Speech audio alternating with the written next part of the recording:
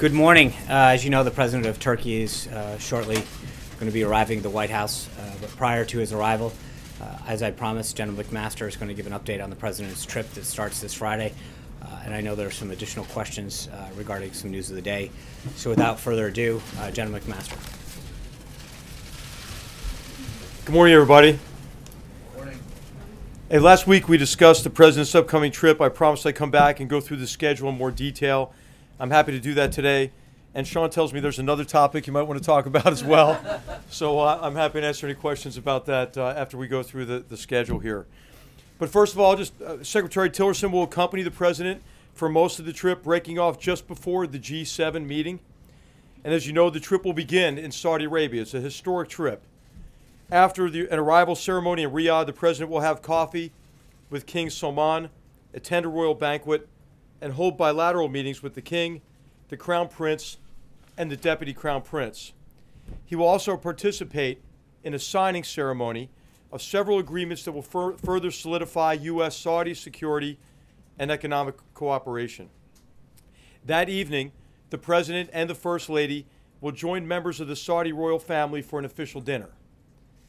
The next day, the president will hold bilateral meetings with Gulf Cooperation Council leaders, as well as broader meetings with all of the Gulf state leaders.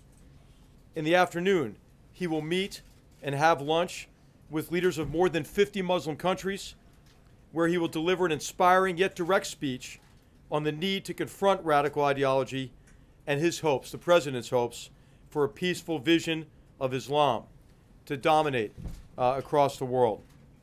The speech is intended to unite the broader Muslim world against common enemies of all civilization, and to demonstrate America's commitment to our Muslim partners. The president will then participate in the inauguration of a new center intended to fight radicalism and promote moderation. By establishing and operating this center, our Muslim friends, including Saudi Arabia, are taking a firm stand against extremism and those who use a perverted interpretation of religion to advance their criminal and political agendas.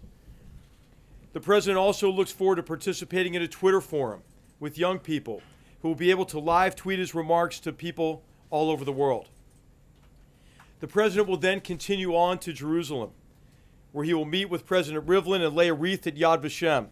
The president will then deliver remarks at the Israel Museum and celebrate the unique history of Israel and of the Jewish people, while reaffirming America's unshakable bond with our closest ally in the Middle East. Later that day, he will meet with Prime Minister Netanyahu. That night, the president and the first lady will join the Prime Minister and Mrs. Netanyahu for a private dinner. The following morning, the president will meet President Abbas in Bethlehem, where he will convey his administration's eagerness to facilitate an agreement that ends the conflict. And he will urge Palestinian leaders to take steps that will help lead to peace. And he will visit the Church of the Holy Sepulchre and say a prayer at the Western Wall. In Rome the next day, the president will have an audience with the Pope at the Vatican. He looks forward to celebrating the rich contributions of Catholics to America and to the world, and to discussing a range of issues of mutual concern, some of which I summarized last time. Before leaving the Vatican, the president will meet the Cardinal Secretary of State and will tour St. Peter's. Later that afternoon, the president will meet with the King and the Prime Minister of Belgium and the heads of state and government of the host country to the NATO alliance. He'll also meet President Mattarella before departing Rome for Brussels. The next morning, the president will travel to the EU headquarters to meet with the presidents of the European Union and of the European Council. He'll then hold a working lunch with the newly elected president of France, whom he will meet in person for the first time. That afternoon, the president will deliver remarks at the unveiling of NATO's memorial to our shared struggle in front of a piece of the Berlin Wall and a segment of the World Trade Center. He will reaffirm America's commitment to the alliance and repeat his insistence that for the good of the alliance, all members must share responsibility and share burden. Joined by Secretary Mattis, he will participate in the NATO leaders meeting and dinner before then traveling to Sicily for the G7. Throughout the summit, he will meet bilaterally with leaders, including the Italian Prime Minister. In the formal meetings, he will press America's economic agenda and call for greater security cooperation. On the first night of the summit, he will also attend a concert performed by the La Scala Philharmonic Orchestra, followed by a leaders' dinner hosted by the President of Italy. Before departing Italy for home, the President will speak to American and allied servicemen and women and their families. He will thank them for their sacrifices they all make to keep us safe, and he'll also recap the highlights and accomplishments of the trip. And so I'll ask Sean to call on any of you who have questions. Thanks. General McMaster. Thanks a lot. General McMaster, you came out to the stakeout area yesterday, and in coming out to the stakeout area, you said that the Washington Post story, which came out late yesterday afternoon, was false. Do you stick by that assertion? Do you think that every element of that story is false, and do you have anything to correct in terms of what you said at the podium yesterday afternoon? No, I stand by my statement that I made yesterday. And what I'm saying is really the premise of that article is false, that in any way the President had a conversation that was inappropriate or that resulted in any kind of lapse in national security. And so I think the real issue, and I think what I'd like to see really debated more, is that our national security has been put at risk by those violating confidentiality and those releasing information to the press that could be used connected with other information available to make American citizens and others more vulnerable. General, was classified information released? General, was classified information released?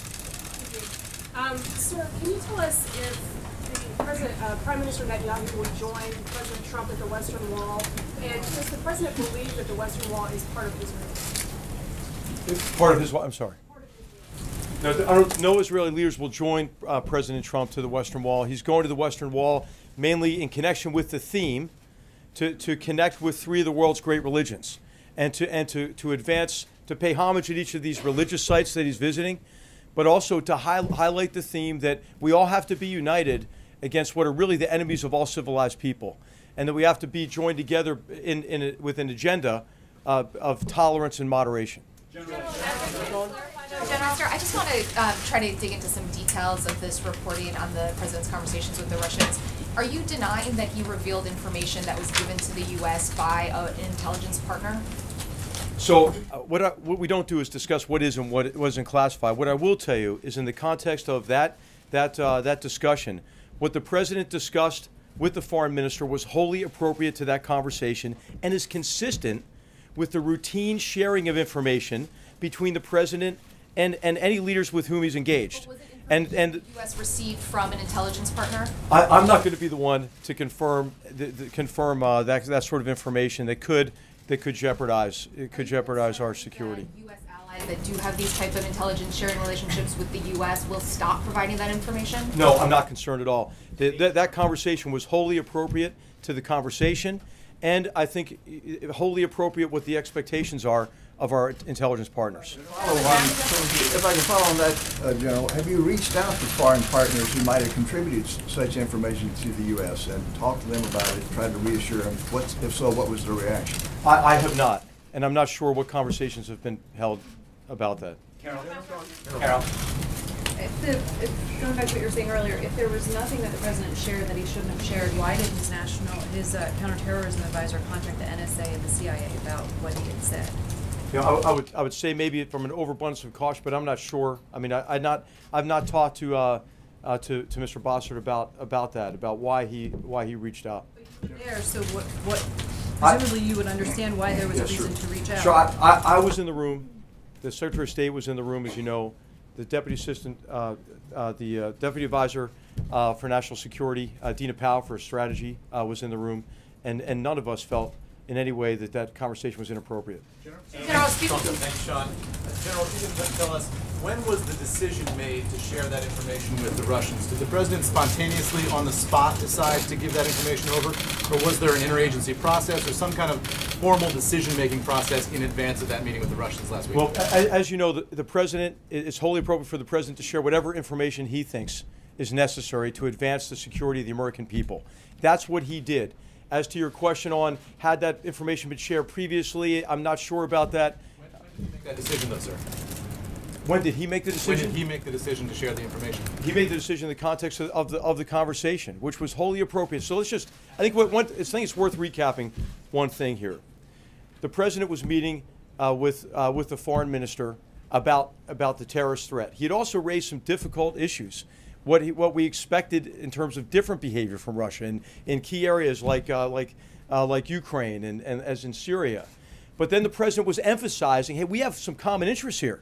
We have to work together in some critical areas. And we have an area of cooperation with transnational terrorist organizations, ISIS in particular, an organization that had already taken down a Russian airliner and murdered over 200 people in October of 2015. And so this was the context of the conversation in which it was wholly appropriate to share what the threat was as a basis for common action and coordination. And did you make the decision in the moment then, during the context of that conversation? Excuse me. I want to follow up first with Jennifer's question, which you didn't answer about the Western Wall being part of Israel.